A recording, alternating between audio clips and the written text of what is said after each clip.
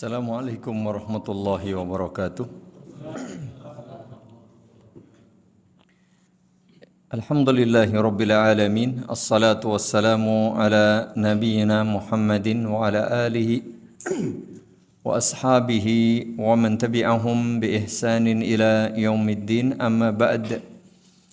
Jamaah dan kaum muslimin wal muslimat yang mudah-mudahan dirahmati Allah Subhanahu wa taala. Alhamdulillah, bersyukur kepada Allah Subhanahu wa taala malam hari ini bisa bersua dan bertemu kembali untuk melanjutkan bacaan kita dari buku Al-Wajiz fi Fiqhi As-Sunnah wa Al-Kitabi Al-Aziz. Malam hari ini insyaallah taala kita masih melanjutkan kitab Al-Hajj, dan pada poin Al-Hajju ibadatun minal ibadati lahu arkanun wa wajibatun wa sunan. Haji merupakan salah satu ibadah dari sekian banyak ibadah yang ada di dalam agama kita, memiliki rukun, kewajiban dan juga sunnah. Nah, pertama pembahasan kita pada poin ini adalah awalan sunan al-hajj. Sunnah berhaji. Dan ini juga tepat kiranya jamaah karena ini juga bulan haji ya. Di bulan Zulqa'dah ini sudah pada mulai berangkat. Jadi tepat kiranya kita membahas tentang haji. Yang pertama, sunan al-ihram. Sunnah-sunnah dalam berhaji. Yang pertama adalah sunnah ketika berihram. Ketika berihram, yaitu ketika kita sudah memulai pelaksanaan ibadah haji. Yang pertama, al-ghuslu 'indal ihram. Disunnahkan mandi pada saat kita sebelum berihram. Li hadits Zaid ibn Thabit radhiyallahu anhu annahu ra'a an-nabiyya sallallahu alaihi wa ala alihi wasallam tajarrada li ihlalihi waghtasal.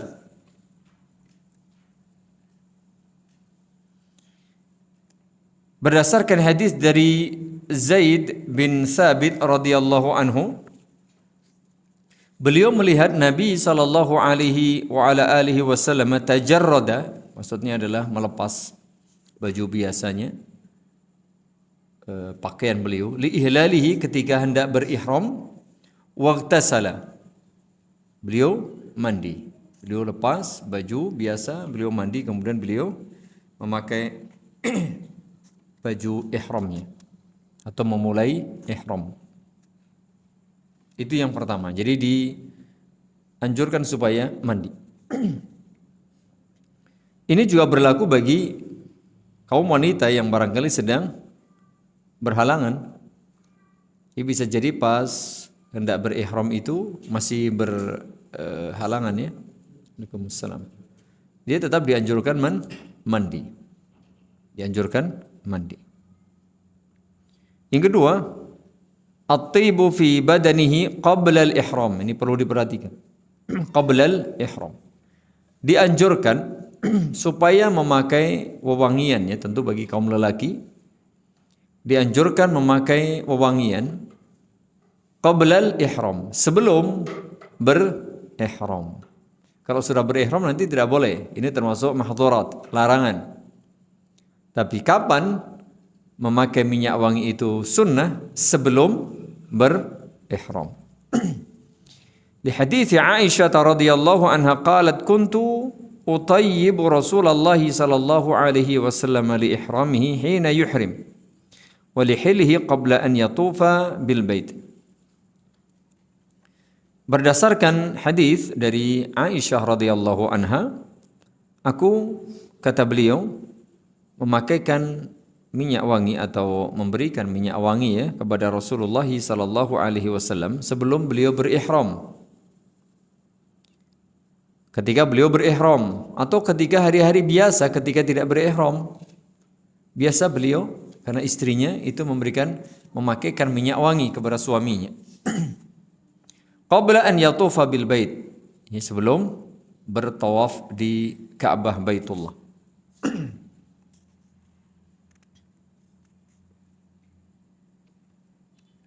Jadi beliau memakai minyak wangi sebelum berihram. Jadi boleh habis mandi lalu memakai minyak wangi sebelum memakai kain ihram. Itu bagi kaum lelaki. Silakan mau pakai minyak wangi. Ya, meskipun setelah memakai baju ihram kemudian minyak wangi itu barangkali mengenai baju kita tidak masalah. Tadi misalnya kita pakai di tangan, di badan, di rambut misalnya. Kita mandi lalu pakai minyak wangi, setelah itu kita pakai baju ihram. Kok ternyata mungkin mengenai baju tidak mengapa. Karena kita memakainya sebelum berihram.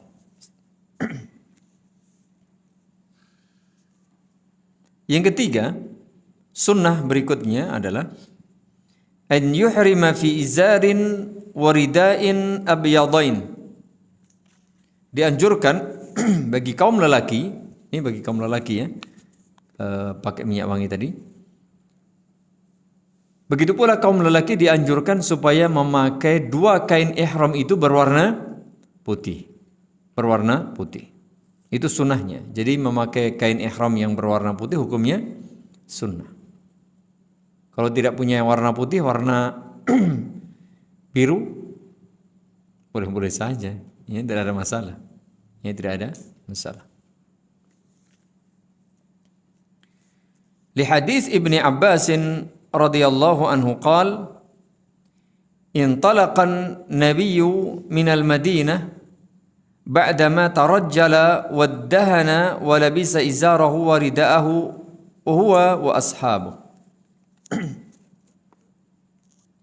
Jadi memakai dua kain yang tidak berjahit, maksud tidak berjahit itu tidak dibuat berbentuk pakaian. Kalau berjahit dalam arti ya karena sobek lalu dijahit atau karena disambung itu nggak ada masalah. Atau karena yang ujungnya itu dilempit lalu dijahit, nggak ada masalah. Ini maksud tidak berjahit adalah tidak membentuk atau tidak dibentuk pakaian, misalnya baju, sarung, celana dan seterusnya. Karena beliau memakai izar atau apa kita pakaian bawah itu ya, yang tidak buat sarung, lalu rida pakaian atas yang juga tidak dibuat dalam bentuk baju atau sejenisnya. Wa amma istihbabu kaunihima abyadain, anjuran supaya berwarna putih tadi, fali hadis Ibni Abbas radhiyallahu anhuma anna Rasulullah sallallahu alaihi wasallam qala, berdasarkan hadis dari sahabat Abdullah ibnu Abbas, kata Nabi sallallahu alaihi wasallam, albisu min thiyabikum albayad, pakailah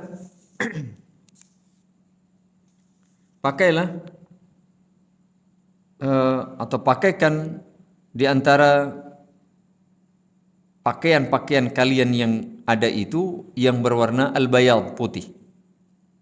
Mengapa?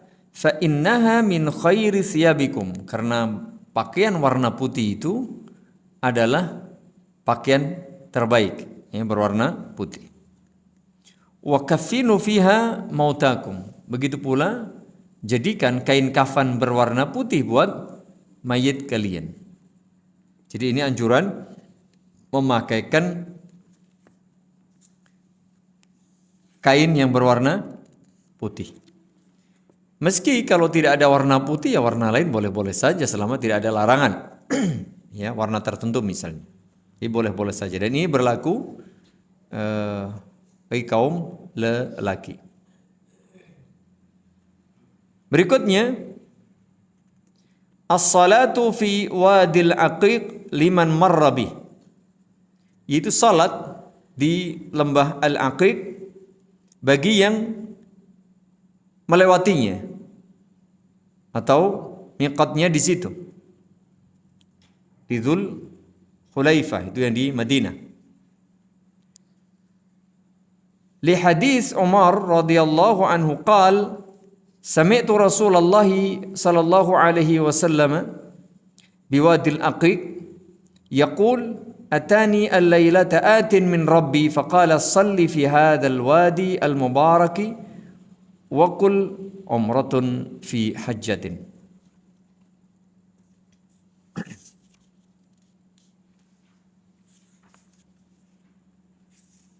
Aku mendengar Rasulullah sallallahu alaihi wa ala alihi wasallam, kata Umar bin Khattab radhiyallahu anhu, bersabda ketika berada di Wadi Al-Aqiq. Beliau menyatakan, tadi malam aku didatangi oleh malaikat, utusan dari Tuhanku yaitu Allah Subhanahu wa taala. Kemudian malaikat itu berkata, "Shalli fi hadzal wadil mubarak." Salatlah engkau di lembah yang diberkahi ini. Wa qul umratun fi hajjatin. Kemudian bacalah talbiyah tadi ya, baca talbiyah umrah ya, umratun fi hajjatin. Ketika dia memerintah Nabi alaihi salatu wasalam supaya membaca umratun fi hajjatin. Umrah ya, lanjut di haji. Ya, umrah kemudian lanjut haji. Ini ketika beliau hendak berhaji. Itu dianjurkan jika melalui Wadi Al-Aqiq. Meskipun nanti diperselisihkan oleh ulama, apakah ada salat sunnah khusus ketika berihram. Wallahu a'lam bishawab, pendapat yang lebih kuat bahwa tidak ada salat khusus untuk ihram. Adapun ini karena salat di Wadi Al-Aqiq, atau ada anjuran berihram itu setelah salat. Bukan berarti ada salat khusus sebelum ihram. Artinya ketika kita ada kesempatan berihram itu setelah salat, maka itu lebih baik. Salat apa saja? Mungkin pas berihramnya itu kita habis salat wajib, atau kita habis salat sunnah, atau apa saja seperti itu. Yang jelas jika melewati miqat yang di Madinah, Dzul Hulaifah atau Abyar Ali, Bir Ali itulah orang bilang, kemudian melewati Wadi Al-Aqiq itu, maka dianjurkanlah salat di lembah tersebut. Kemudian sunnah berikutnya, raf'u sauti bitalbiyah. Mengeraskan suara ketika membaca talbiyah. Itu bagi kaum lelaki. Mengeraskan suara itu bagi kaum lelaki. Adapun kaum wanita, ya dianjurkan pula tetap bertalbiyah, berbunyi tetapi sekedar untuk diri sendiri. Dibunyikan bukan dibatin. Dibunyikan, tapi bunyinya sekedar didengar dia. Adapun kalau kaum lelaki dianjurkan ya seperti bertakbir kalau Idul Fitri, Idul Adha itu bertakbir ya, kita keraskan suara kita. Seperti itu. Itu dianjurkan raf'u saut bitalbiyah. Li hadits As-Sa'ib ibni Khallad qala Rasulullah sallallahu alaihi wa ala alihi wasallam atani Jibril fa amarani an amura ashabi ay yarfa'u aswatahum bil ihlali aw talbiyah. Berdasarkan hadis Sa'ib bin Khallad, Rasulullah sallallahu alaihi wasallam bersabda, malaikat Jibril mendatangiku dan menyuruhku agar aku menyampaikan kepada sahabat-sahabatku, ini kaum muslimin saat itu, untuk apa? Untuk mengeraskan suara mereka ketika bertalbiyah. Ketika bertalbiyah.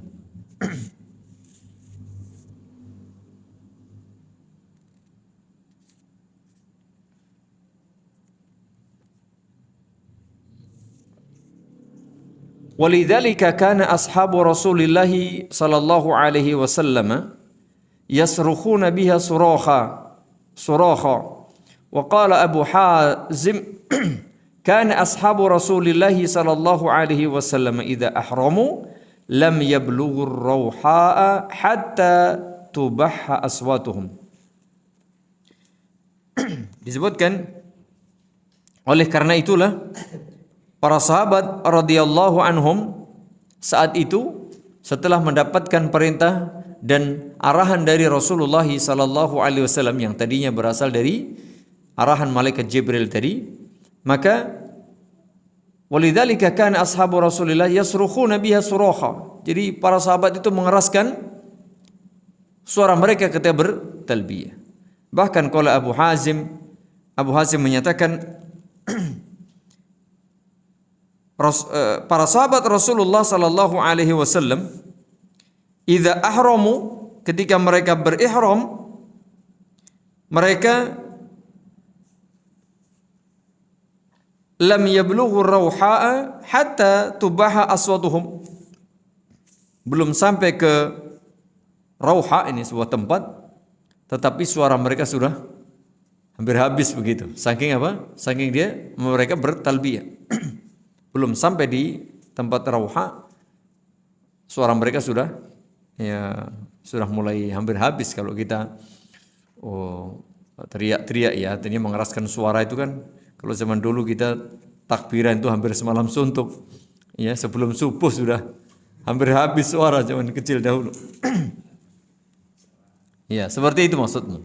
Itulah yang dilakukan oleh para sahabat karena betul-betul memang mereka menjalankan arahan dari Rasulullah sallallahu alaihi wasallam. Wa talbiyatu an yaqul, bacaan talbiyah itu yaitu labbaik Allahumma labbaik. Labbaik la syarika laka labbaik. Innal hamda wan ni'mata laka wal mulk la syarika lak. Itu bacaan talbiyah. Terus begitu sudah berihram dibaca terus sampai di Masjidil Haram atau di Makkah. Wa yastamirul haju fi talbiyati hatta yarmiyal jamratal kubra. Bahkan kalau yang pada saat berhaji seperti itu. Kalau berumrah ya sampai di Mekah atau sampai di Masjidil Haram atau sampai melihat Ka'bah ketika hendak tawaf. Adapun bagi orang yang berhaji, talbiyah ini terus yastamirul haju fi talbiyah hatta sampai nanti yarmiya, dia lempar al-jamrah al-kubra. Dia lempar Jamrah al-Kubra pada tanggal 10.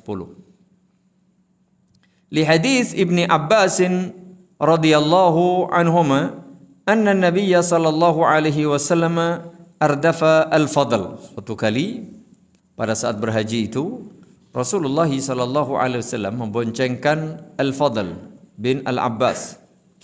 Fa akhbara Al-Fadl annahu lam yazal yulabbi hatta ramal jamrah. Lalu Al-Fadl ini yang dibonceng oleh Nabi tentu tahu persis amalan Nabi SAW. Beliau menjelaskan bahwa Nabi itu belum berhenti bertalbiyah sampai lempar al-jamrah al-kubra atau jamrah aqabah. Wala ba'sa bi an yakhlita at-talbiyata bi ghairiha min al-adhkar. Bolehkah membaca zikir selain talbiyah ini? Maka dinyatakan boleh-boleh saja. Namanya mungkin dari awal sampai tanggal 10 itu mungkin berapa hari kalau zaman dahulu ya, perjalanan naik onta ini kan bukan hanya sejam 2 jam misalnya kan, tetapi sampai berapa hari.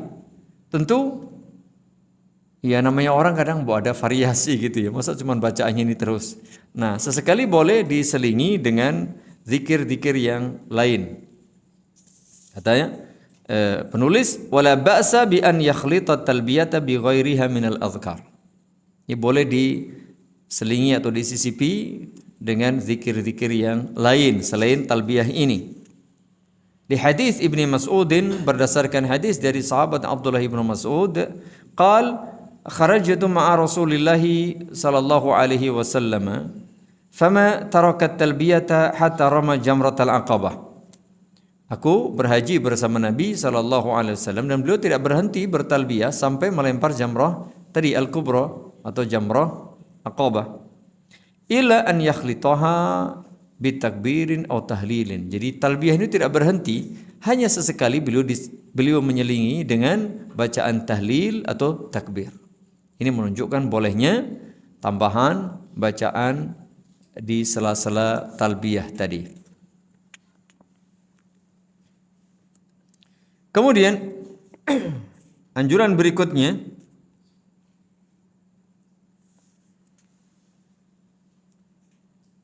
Yang ke-6, at-tahmidu wat-tasbihu wat-takbiru qabla al-ihlal. Anjuran supaya membaca tahmid, tasbih dan takbir sebelum berihram. Sebelum berihram. Li hadis Anas radhiyallahu anhu qala Shalla Rasulullah sallallahu alaihi wa ala alihi wasallam wa nahnu ma'ahu bil Madinah adh-dhuhra arba'an wal 'asra bi Dzil Hulaifati rak'atain. Ini dia. Rasulullah sallallahu alaihi wasallam ketika hendak melaksanakan haji wada itu menjalankan salat zuhur 4 rakaat ketika masih berada di Madinah. Ya, beliau berangkat setelah zuhur berarti. Karena masih salat zuhur di Madinah berarti apa? Arba'an, 4 rakaat. Salatnya sempurna. Ketika di Madinah beliau salat zuhur secara sempurna 4 rakaat. Wal 'asra bi Dzil Hulaifati rak'atain. Nah, sampai di Dzul Hulaifah sudah asar. Beliau salatnya sudah qasar. Karena sudah safar, sudah keluar dari kota Madinah. Tentu sudah boleh mengqasar karena mulai perjalanan. Salat asarnya 2 rakaat yaitu qasar. Summa bata biha hatta asbah, lalu menginap di Dzul Hulaifah sampai subuh. Summa raqiba hatta stawat bihi 'alal bayda'a hamidallaha wa sabbaha wa kabbara thumma ahalla bihajjin wa umrah.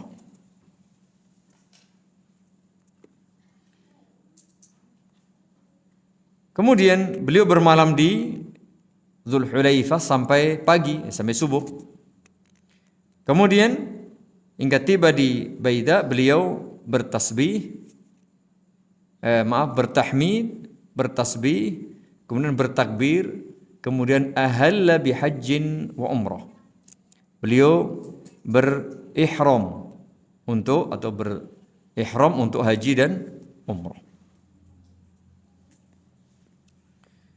Yang ketujuh, al-ihlalu mustaqbil al-qiblah. Nah ini ketika membaca ihram atau bertalbiyah, untuk ihram itu dianjurkan supaya menghadap kiblat.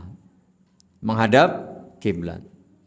Di hadis Nafi qal kana Ibnu Umar idza shalla bil ghadati bi Dzil Hulaifati amara bi rahilatihi faruhilat thumma raqiba fa idza stawat bihi istaqbala al qiblata qa'iman thumma yulabbi wa za'ama anna Rasulullah sallallahu alaihi wasallam fa'ala dzalik.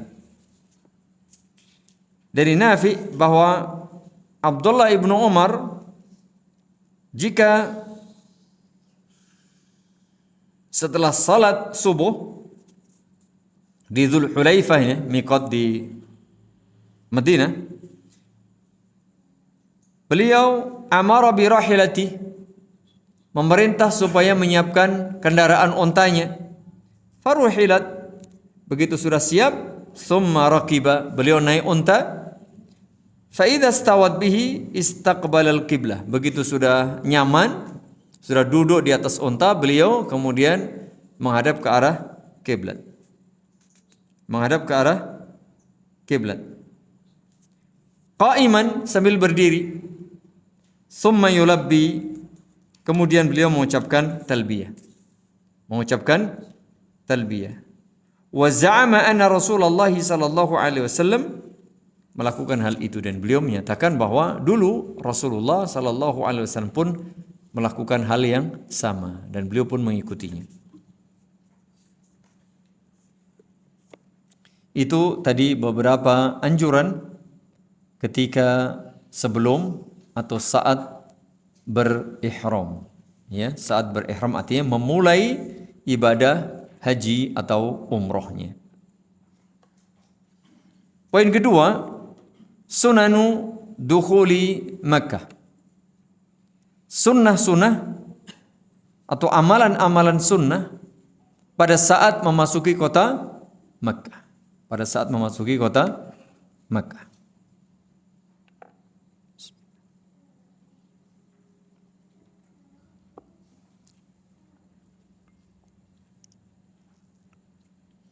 Yang pertama,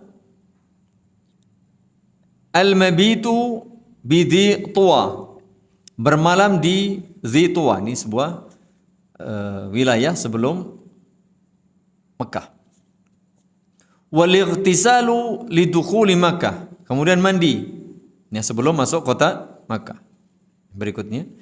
Kemudian wadukhuluha naharan. Nah, dianjurkan masuk Mekah itu kalau bisa siang hari atau pagi hari. Bukan malam hari. Jadi kalau datang ke Mekah malam hari ya dianjurkan tadi ya, berhenti dulu di Dhi Tuwa, nginap di situ, baru masuk Mekahnya nanti pagi atau siang harinya. Dalilnya adalah an Nafi qal kana Abdullah ibnu Umar radhiyallahu anhuma idza dakhala adna al-haram amsaka 'anit talbiyah.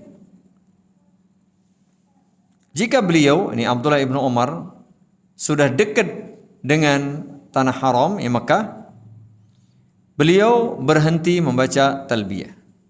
Summa yabitu bi Dhi Tuwa, kemudian bermalam di Dhi Tuwa. Ini satu tempat. Summa yusalli bihi as-subha, nah, menginap sampai salat subuh. Nah, setelah salat subuh, wa yaghtasil, beliau mandi. Wa yuhadditsu anna Nabiyya sallallahu alaihi wasallam kana yaf'alu dzalika. Nah, beliau setelah itu menyampaikan kepada para rombongan, anggota rombongannya, bahwa dulu Rasulullah sallallahu alaihi wasallam pun melaksanakan hal yang seperti itu, lalu beliau ikuti. Ini anjurannya ya, kalau memungkinkan demikian. Berikutnya, tadi ada 3 poin berarti, menginap di Dhi Tuwa, kemudian mandi ya sebelum masuk Mekah, kemudian masuk Mekah pada siang hari. Berikutnya dukhulu Makkah min ats-tsaniyatil 'ulya, masuk Mekah dari arah jalan yang tinggi. Ya, karena Mekah itu kan lembah, jemaah. Mekah itu lembah. Jadi dianjurkan masuknya itu melalui jalan yang tinggi baru kemudian turun. Dari ats-tsaniyah al-'ulya. Li hadis Ibnu Umar qala kana Rasulullah sallallahu alaihi wasallam yadkhulu min ats-tsaniyati al-'ulya wa yakhruju min ats-tsaniyati as-sufla. Dulu Rasulullah sallallahu alaihi wasallam ketika memasuki Mekah dari jalur tsaniyah al-'ulya yang tinggi baru turun. Kemudian ketika keluar beliau dari yang rendah baru keluar. Begitu. Itu memasuki kota Mekah atau ke wilayah Masjidil Haram. Berikutnya, nah hal-hal seperti ini memang wallahu alam ya, kalau ketika umroh atau ketika berhaji ya tidak semuanya, kadang sunnah ini bisa terlaksana karena bergantung pada jadwal travelnya atau jadwal mungkin ya masuknya, kan begitu ya. Ya kalau sendirian mungkin kita bisa ya mandiri mungkin ya, sehingga kita bisa mempunyai jadwal tersendiri, bisa mengatur sendiri. Tapi kalau bersama rombongan ya otomatis kita akan sesuai dengan jadwal mereka. Ya kalau bisa diatur itu lebih utama. Tapi kalau tidak, kadang-kadang jadwal itu kan sudah begitu rapi. Apalagi nginap di Dhi Tuwa mungkin sulit karena sudah terjadwal. Adapun kalau mandiri barangkali bisa. Begitu sudah sampai di Masjidil Haram, maka sama adabnya ketika kita pun memasuki masjid-masjid yang lain. Karena Masjidil Haram adalah masjid. Yaitu apa? An yuqaddima rijlahu al-yumna 'inda ad-dukhuli ila al-masjid. Kalau kita masuk masjid, Maka seperti juga masjid-masjid yang lain, dianjurkan masuk masjid mendahulukan kaki kanan. Sambil berdoa, wa yaqul a'udzu billahil azim wa biwajhihil karim wa sultanihil qadim minasyaitonir rajim. Bismillah, Allahumma salli ala Muhammadin wa sallim, Allahumma aftahli abwaba rahmatik. Ini doa yang lengkap. Doa yang lengkap. Paling tidak kita baca Bismillah, Allahumma salli ala Muhammadin wa sallim, Allahumma aftahli abwaba rahmatik. Atau ya paling tidak Allahumma aftahli abwaba rahmatik. Tapi itu yang lengkap. Tadi ya, mulai dari ta'awud atau isti'adzah, a'udzu billahil azim wa bi wajhihil karim wa sultanihil qadim minasyaitonir rajim. Itu berta'awud atau beristi'adzah. Kemudian baca bismillah, bismillah. Berikutnya membaca salawat, Allahumma salli wa sallim ala nabiyyina Muhammad. Kemudian baru membaca doa, Allahumma aftahli abwaba rahmatik. Ini sama ya, ketika doa masuk masjid, di Masjidil Haram maupun di masjid kita, masjid mana saja, seperti itu yang paling lengkap. Doa paling lengkap. Minimal tadi ya Allah maftahli abwaaba rahmati. Tapi kalau bisa ditambahkan tinggal nambah saja ini. Sudah hafal kita kan? Bismillah, ya, baca salawat kan hafal, tinggal nambah saja. Nah, barangkali yang ta'awud atau isti'adzah ini perlu dihafal yang belum hafal. Mohon ditambah ya, agar kita mendapatkan keutamaan yang lebih. Ya, anak-anak kita yang di TK mungkin diajari Allah maftahli abwaaba rahmatik. Masa kita yang sudah bapak-bapak masih sama dengan anak atau cucu kita kan gitu ya. Tambahlah kan begitu. Meskipun ini hukumnya sunnah, ya. Kalau ada kesempatan tambah. Bismillah, Allahumma salli ala Muhammadin wa sallim, atau dengan lafaz salawat yang lain. Kemudian baca doa. Syukur tadi sebelumnya atau sesudahnya ditambah dengan ini, bacaan ta'awud, a'udzu billahil azim wa biwajhihil karim wa sultanihil qadim minasyaitani ar-rajim. Nah, kemudian ketika kita sudah melihat Ka'bah, kita melihat Ka'bah. Kalau tadi masuk masjid ya, apalagi sekarang masjidnya semakin luas. Masjidnya semakin luas. Kita masuk masjid belum bisa lihat Ka'bah ya. Jadi masuk masjid itu. Nah, begitu kita masuk terus ke dalam, fa idza ra'al baita rafa'a yadayhi in syaa li thubutihi an ibni Abbas radhiyallahu anhuma wa da'a bima tayassara lahu wa in da'a bi du'a'i Umar Allahumma antas salam wa minkas salam fa hayyina rabbana bis salam fa hasanun li thubutihi an. Ini dia. Jika sudah melihat Ka'bah, dianjurkan mengangkat kedua tangan, berdoa sambil angkat dua tangan. Karena begitulah yang dahulu dipraktikkan oleh sahabat yang mulia Abdullah ibnu Abbas radhiyallahu anhuma. Kemudian wada'a bima tayassara lah, kemudian berdoa, angkat tangan sambil doa. Doanya apa? Kata penulis, terserahlah. Doanya terserah yang bisa kita baca. Nah, wa in da'a bi du'ai Umar, jika kita memilih doa yang biasa dibaca oleh Umar, maka itu bagus. Karena beliau membaca doa ini li thubuti anhu. Apa itu? Allahumma antas salam wa minkas salam fa hayyina rabbana bis salam. Itu yang dulu dibaca oleh Umar radhiyallahu anhu. Sehingga kalau kita baca itu tentu ya utama. Karena ada riwayat dari amal sahabat radhiyallahu anhu. Begitu pula tadi berdoa sambil angkat kedua tangan. Andai kita baca doa lain, maka wallahu alam boleh-boleh saja. Ini sunnah ketika masuk Masjidil Haram. Berikutnya sunan at-tawaf. Sunnah atau amalan-amalan yang dianjurkan ketika sedang tawaf. Karena pertama kali yang dianjurkan ketika kita memasuki Masjidil Haram, ya, ke Baitullah itu apa? Tawaf. Ketika kita tawaf, ada beberapa hal yang dianjurkan. Yang pertama, al-ittiba. Ittiba. Wa huwa an yudkhila izarahu tahta ibtihi al-ayman wa yuraddu tarfahu ala mankibihi al-aysar. Wa yakunu mankibuhu al-ayman makshufan li hadits Ya'la ibn Umayyah anna an-nabiy sallallahu alaihi wasallam tafa muttabi'an. Jadi ittiba itu tadi kan rida atau kain atasan kita itu kita tutupkan di pundak. Nah, pada saat tawaf itu yang bagian kanan itu tidak kita tutupkan di pundak, tetapi kita lewatkan di bawah lengan atau di ketiak. Kemudian kita selempangkan di pundak sebelah kiri. Walhasil rida atau kain atasan kita itu menutupi bagian tubuh kita.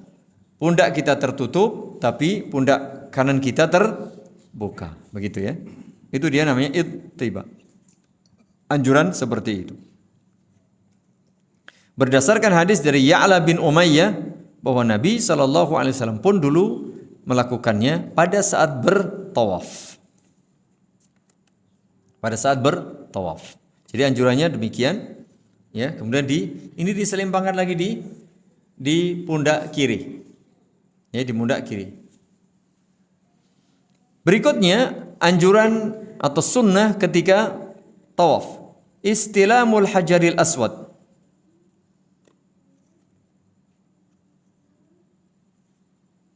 Menyentuh hajar aswad. Li hadis Ibnu Umar radhiyallahu anhu qala ra'aitu Rasulullah sallallahu alaihi wasallam hina yaqdumu Makkah idza istalama ar-rukn al-aswad awwala ma yatufu yakhubbu thalathata atwafin min as-sab'. Ini dia. Jadi aku melihat Rasulullah sallallahu alaihi wa ala alihi wasallam menyentuh Hajar Aswad. Ya, ketika masuk ke Mekah, maksudnya Masjidil Haram ya, di Baitullah itu istalama ar-rukn al-aswad. Ketika awal kali memulai tawaf. Jika memungkinkan demikian. Jika memungkinkan kita menyentuhnya. Kemudian yakhubu salasata atwafin minas sab'. Untuk 3 putaran pertama bagi kaum lelaki itu dianjurkan untuk jingkit-jingkit, lari-lari kecil gitu. Ya, jika memungkinkan. Ini sunahnya demikian.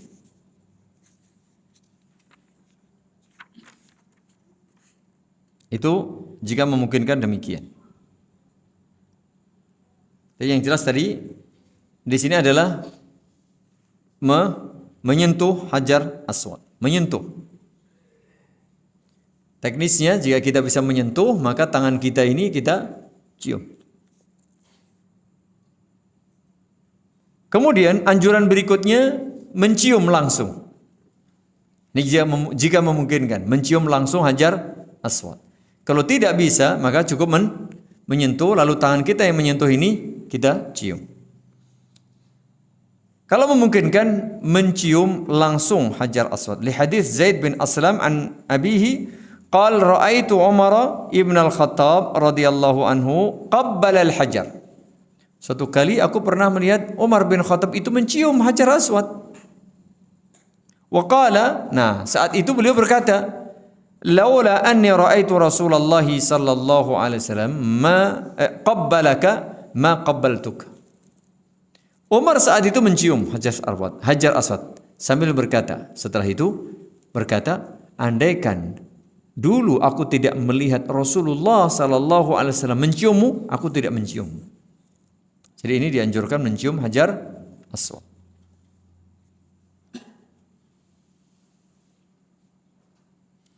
Berikutnya adalah as-sujudu alaih. Sujud. Ya, sujud pada Hajar Aswad.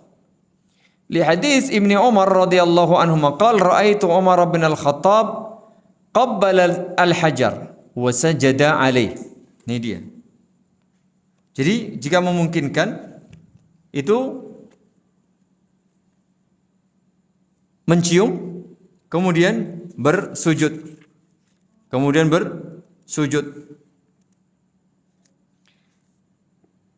Summa ada faqabbalahu wa sajada alaih. Nah ini beliau setelah sujud cium lagi, kemudian sujud lagi. Summa qala hakadha ra'aitu Rasulullah sallallahu alaihi wasallam. Begitulah dulu aku pernah melihat Rasulullah sallallahu alaihi wa ala alihi wasallam. Jika memungkinkan ya. Kalau kondisi saat ini sepertinya tidak memungkinkan kecuali panjenengan jadi presiden, itu bisa. Karena dikasih kesempatan, menjaga sudah. Atau pengawalnya boleh. Berikutnya at-takbiru 'inda rukun. Membaca takbir ketika memulai atau ketika sampai di rukun Hajar Aswad. Sampai di rukun Hajar Aswad. Ini setiap kali kita ketika tawaf itu baik dari mulai pertama kali terus nanti kedua pokoknya awal tawaf itu karena awal tawaf dari Hajar Aswad, rukun Hajar Aswad berarti ketika sampai di rukun Hajar Aswad untuk bertawaf kita dianjurkan membaca takbir. Allahu Akbar. Li hadis Ibnu Abbas radhiyallahu anhu maqal tafa an-nabiy sallallahu alaihi wasallam bil baiti ala ba'irihi. Ini dia. Nabi pernah juga tawaf sambil mengendarai unta. Ini juga menunjukkan bolehnya tawaf naik kendaraan atau digotong atau di kursi roda atau didorong boleh. Ya. Kalau sekarang ada skuter itu namanya. Naik sendiri mandiri boleh atau yang didorong boleh. Jadi boleh-boleh saja. Boleh-boleh saja. Meskipun jika tidak ada uzur ya lebih baik apa? Langsung ya, jalan. Kecuali ada uzur, kalau ada uzur jelas.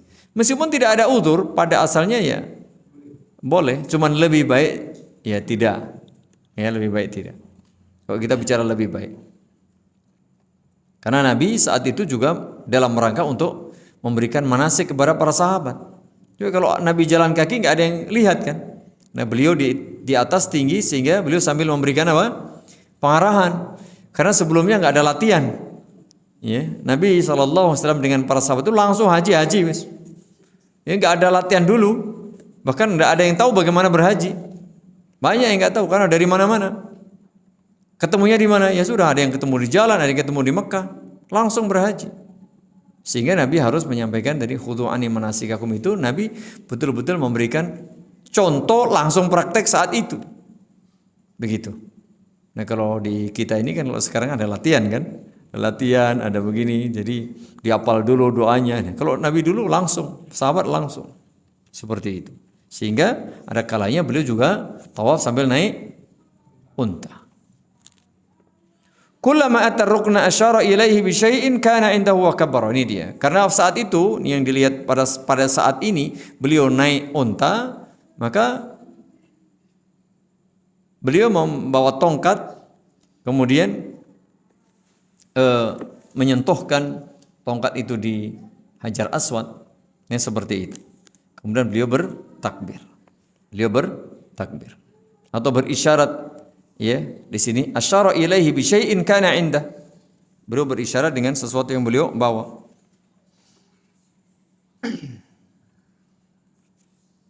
Kemudian bertakbir. Jadi bertakbir. Ada juga nanti ada tambahan, boleh tambahan tasmiyah. Jadi bacanya kalau kita cukup, kalau tidak bisa cium, tidak bisa sentuh, maka cukup isyarat. Allahu Akbar. Seperti itu. Memulai tawaf. Atau ada tambahan bismillah, Allahu Akbar boleh. Jadi boleh takbir saja atau boleh tambahan bismillah Allahu Akbar. Kemudian ar-ramal fil ashwati thalathatil ula min at-tawafil awal. Ini dia. Jadi ramal tadi ya, jingkit-jingkit lari-lari kecil bagi kaum lelaki ini tentu saja hanya berlaku bagi kaum lelaki pada 3 putaran pertama jika memungkinkan ya, jika memungkinkan. Berdasarkan hadis dari sahabat Abdullah bin Umar, anna Rasulullah sallallahu alaihi wasallam kana idza tafa bil bait at-tawaf al-awwal ramala thalathatan wa masya arba'atan min al-hajar ila al-hajar. Jadi untuk 7 putaran itu, 3 putaran pertama beliau jingkit-jingkit ya, lari-lari kecil itu, kemudian 4 putaran berikutnya jalan biasa. Jalan biasa. Sunnah lainnya ketika sedang bertawaf adalah istilamur ruknil yamani, anjuran supaya menyentuh rukun yamani. Ya, rukun sebelum rukun Hajar Aswad itu ada rukun yamani.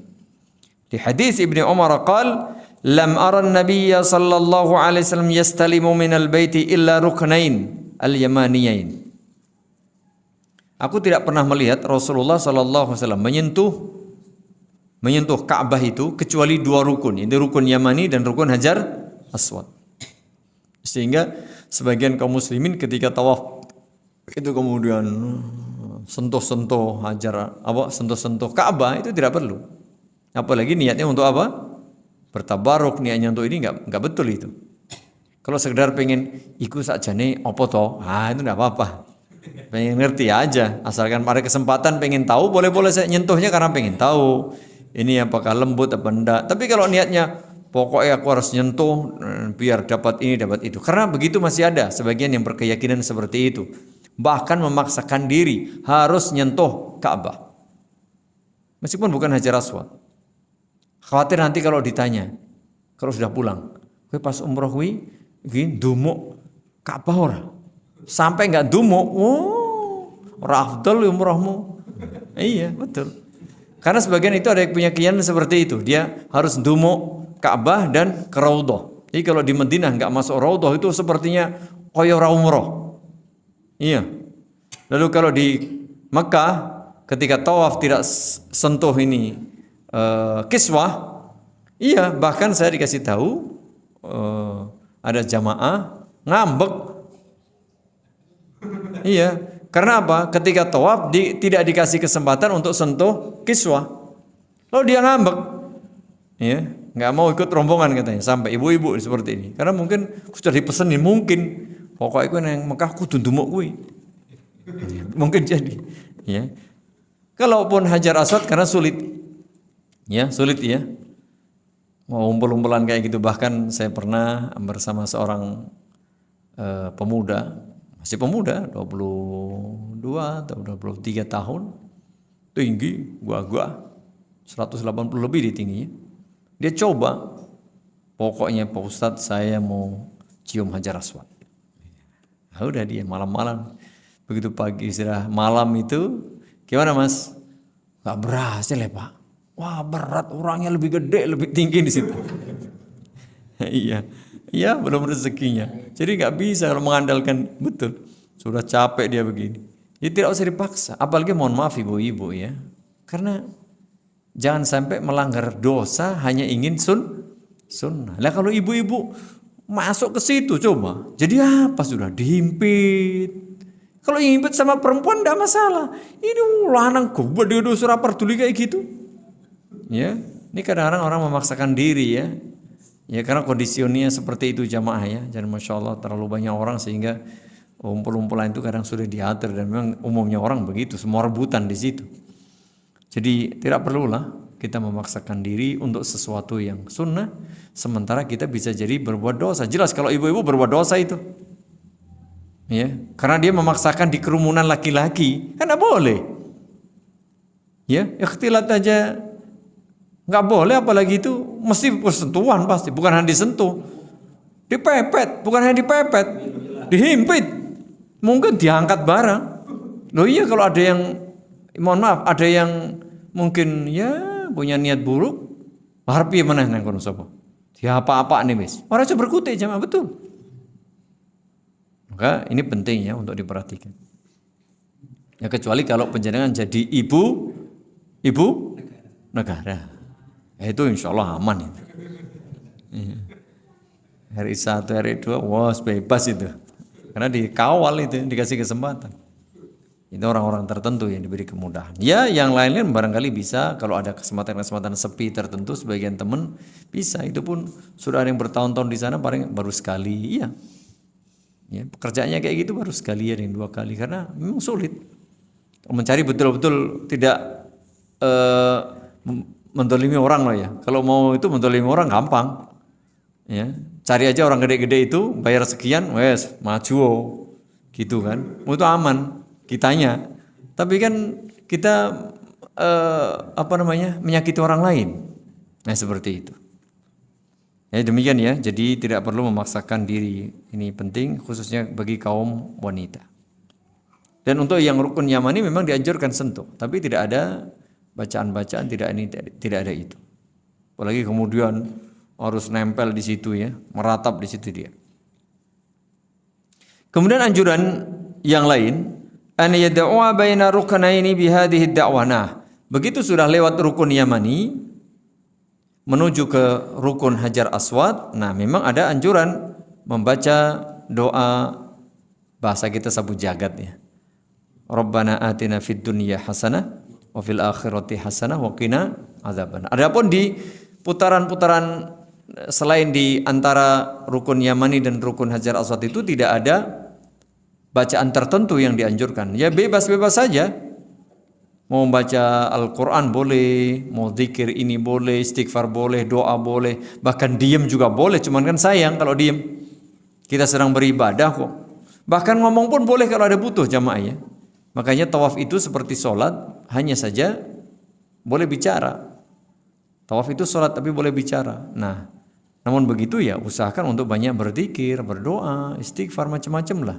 Bertasbih, bertahmid, bertahlil, membaca Al-Quran boleh-boleh saja. Hanya tidak ditentukan kecuali antara tadi apa? Rukun yamani dan rukun Hajar Aswad. Maka itu dianjurkan bacaannya ini, Rabbana atina fid dunya hasanah. Itu pun kalau tidak baca itu ya nggak apa-apa, cuman kan ada anjuran, jadi ada keutamaan lebih.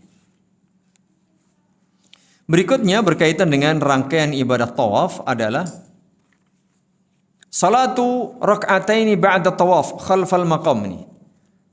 Salat 2 rakaat, begitu selesai tadi ya. Sebelum putaran kita baca Allahu Akbar. Kalau tidak bisa sentuh dengan isyarat. Tapi nggak usah dicium. Tangannya satu saja, nggak usah 2. Kalau kita bisa sentuh, baru dicium. Atau kalau lebih mantap lagi, kalau bisa kita cium langsung. Kita baca Allahu Akbar atau Bismillahi Allahu Akbar. Terus 1 putaran. Sampai lagi, baca lagi. Untuk putaran kedua. Selesai putaran kedua, untuk putaran ketiga baca. Nah, begitu selesai putaran ke-7, kan kita lewat Hajar Aswad juga nih. Tidak baca lagi, mengapa? Kan kita tidak mau muter. Tidak mau muter yang ke-8 karena cukup 7. Berarti tidak perlu membaca takbir lagi. Begitu sudah selesai 7 putaran, kita tetap lewat di situ untuk menuju ke makam Ibrahim atau di belakangnya, tapi kita tidak perlu membaca takbir lagi atau tasmiyah dan takbir.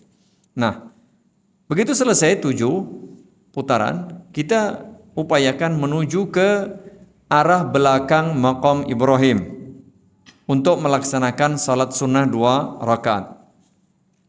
Li hadis Ibnu Umar radhiyallahu anhu qala qadima Rasulullah sallallahu alaihi wasallam fatafa bil bait sab'an. Ketika sampai di Mekah, Baitullah, beliau tawaf 7 kali.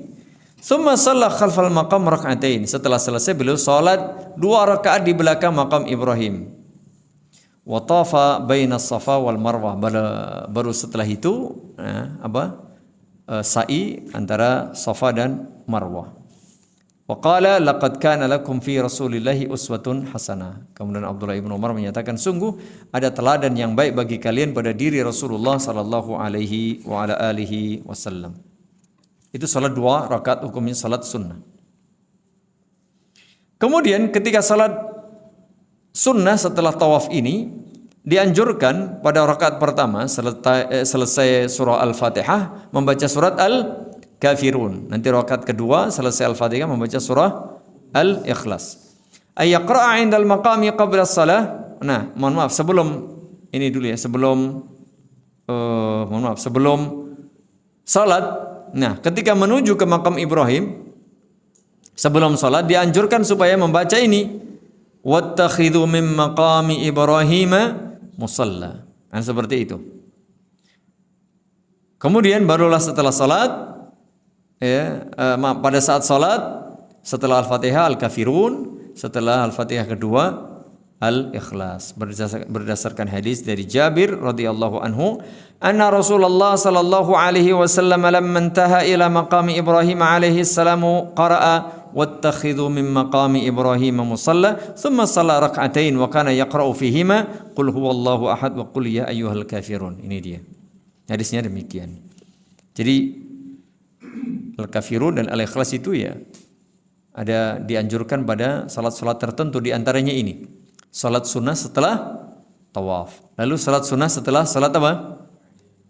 Maghrib. Ya, setelah salat maghrib juga dianjurkan ini. Lalu salat sunnah sebelum salat subuh. Ini juga ya, sebelum salat subuh, kemudian setelah salat maghrib, kemudian setelah apa? Setelah tawaf. Begitu pula kalau kita salat witirnya 3 rakaat tuh. Salat witir 3 rakaat juga dianjurkan pada rakaat kedua dan ketiga. Berikutnya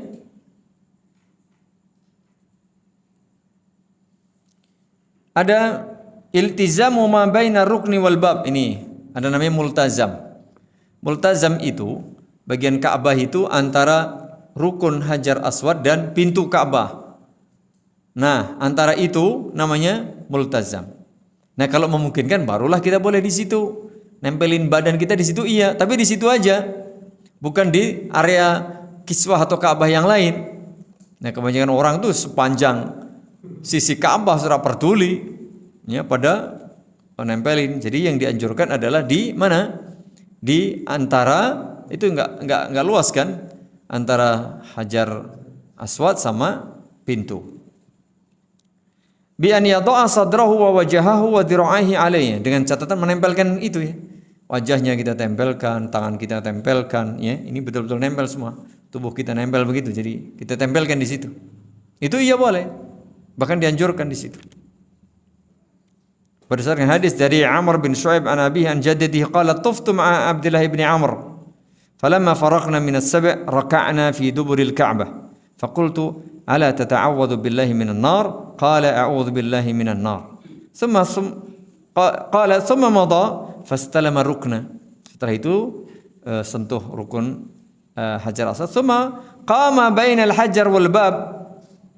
Kemudian berdiri antara Hajar Aswad dan pintu. Fa alsaqa sadrahu wa yadayhi wa khaddahu ilaihi. Kemudian tempelkan dadanya, tempelkan ini tangannya, tempelkan pipinya di situ. Summa qala hakadha ra'aitu Rasulullah sallallahu alaihi wasallam yaf'al.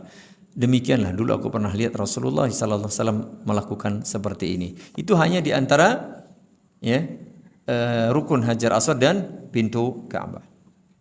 Kemudian rangkaian terakhir dari tawaf tadi adalah asyurbu min zamzam wa ghaslur ra'si bih.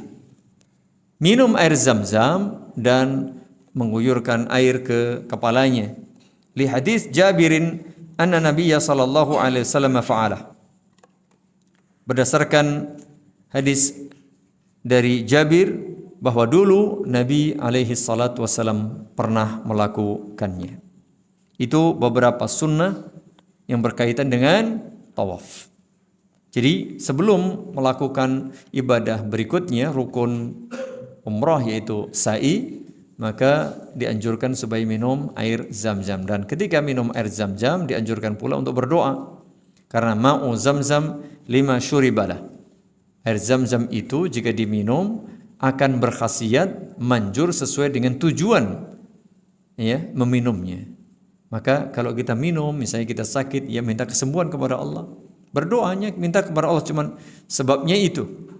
Ya sambil minum artinya. Sebabnya sambil minum Zam-Zam kita berdoanya kepada Allah. Minta jodoh, minta anak, minta sembuh, minta sehat, minta apa saja, ilmu, minta istiqamah, minta amal soleh dan seterusnya. Jadi doanya bebas. Meskipun nanti ada doa-doa yang dianjurkan sebagaimana tadi, ada doa ketika melihat Ka'bah, ya, dan seterusnya.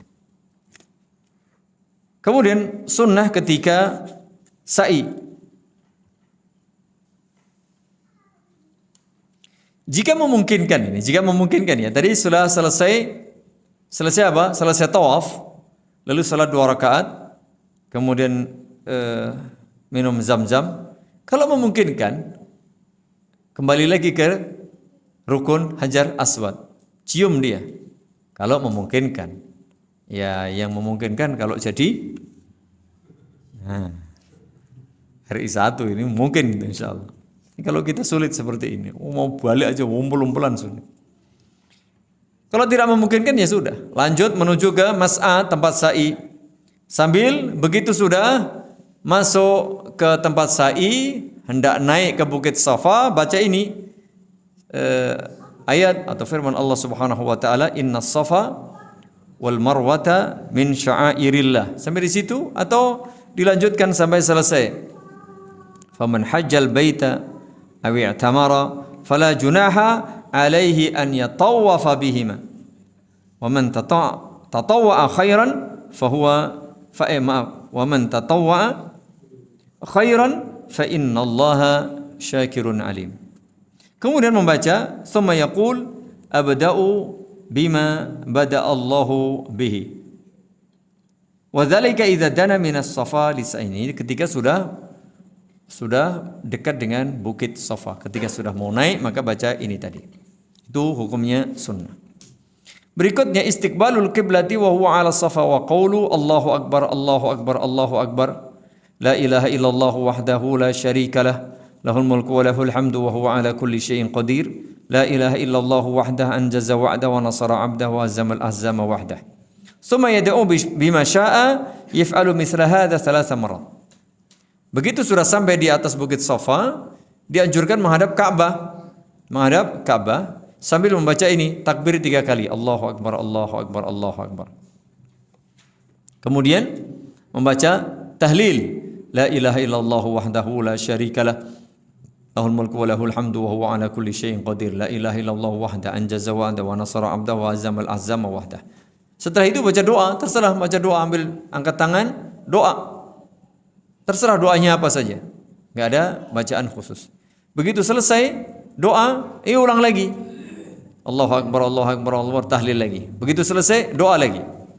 Selesai doa, baca lagi takbir, baca lagi tahlil. Habis itu kemudian menuju ke Bukit Marwah. Nah, dalam perjalanan menuju ke Bukit Marwah itu, nanti dari Bukit Safa turun, lalu di situ ada lembah. Ya, ada lembah yang datar begitu. Maka as-sa'yu bainal 'alamaini al-akhdarain sa'yan syadidan.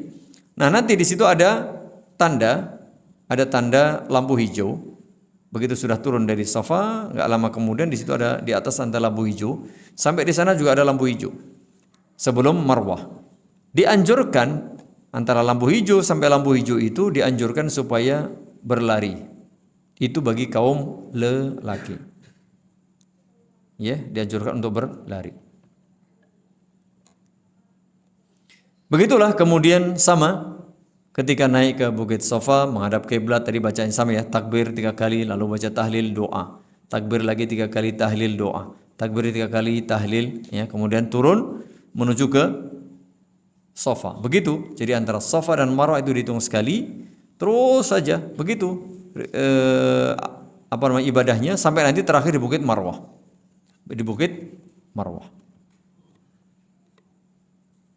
Itu sunnah ketika sa'i. Nah, sunnah lainnya sunan al-khuruj ila Mina. Nah, ketika orang yang berhaji itu acara haji itu sendiri mulai pada tanggal 8. Kalau sebelumnya kan umroh bagi yang berhaji tamattu. Kemudian barulah berhaji mulai tanggal 8 Zulhijjah. Sunan al-khuruj ila Mina, yaitu menuju ke Mina atau wilayah namanya Mina. Al-ihramu bil haji yauma tarwiyah min manzili. Bagi orang yang berhaji, itu ihramnya dari tempat tinggal masing-masing. Ya, dari hotel atau dari tempat penginapan. Beda ketika berihram, maka itu dari miqat. yang telah ditetapkan. Maka sunnahnya dia berihram dari tempat masing-masing. Kalau ihram hukumnya rukun, tapi tempatnya itu dari mana? Dari tempat masing-masing. Kemudian salatul zuhri wal asri wal maghrib wal isya bi Mina yaum at-tarwiyah. Jadi diusahakan nanti salat zuhurnya, salat asarnya, maghrib dan isya itu di Mina pada tanggal 8 itu kalau memungkinkan. Ya mulai pagi sebelum zuhur sudah berangkat. Wal mabit biha, nah nginep di Mina. Hatta yusalli al-fajr wa tatlu asy-syams. Tanggal 8 itu ke Mina, lalu nginep di Mina. Usahakan itu pagi sehingga salat zuhur, asar, maghrib, isya di Mina, lalu nginep di Mina sampai subuh, sampai matahari terbit. Itu sunnahnya. Kemudian sunnah berikutnya adalah ketika sudah di Arafah, salatul zuhri wal asri jam'an wa qasran binamirah yauma Arafah. Yang diusahakan, disunnahkan supaya salat zuhur dan asar itu dijamak dan qasar di Namirah. Ada masjid Namirah itu pada hari tanggal 9, ya tanggal 9 atau hari Arafah.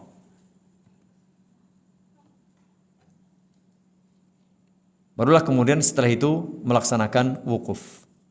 Setelah salat zuhur dan asar dijamak dan qasar. Kemudian sunnah terakhir berkaitan dengan Mina ini, alla yanfira min Arafata qabla ghurubi syams. Tidak keluar dari Arafah sebelum terbenam matahari. Jadi setelah maghrib baru bergerak menuju ke Muzdalifah. Begitu beberapa sunnah yang berkaitan dengan ihram, berkaitan dengan memasuki Mekah, kemudian tawaf, sa'i, dan ketika berada di Mina. Begitu jamaah ya. Malam hari ini sampai di sunnah-sunnah saja yang bisa kita baca. Semoga bermanfaat, lebih kurangnya mohon maaf, dan semoga Allah Subhanahu wa taala memberi kita ilmu yang bermanfaat, dan semoga Allah beri kita taufik dan kemudahan untuk bisa mengamalkannya. Wabil khusus semoga Allah beri kemudahan kita semuanya untuk bisa berhaji ke Baitullah. Amin. Kurang lebihnya mohon maaf. Subhanakallahumma wa bihamdika asyhadu an la ilaha illa anta astaghfiruka wa atubu ilaik. Assalamualaikum warahmatullahi wabarakatuh.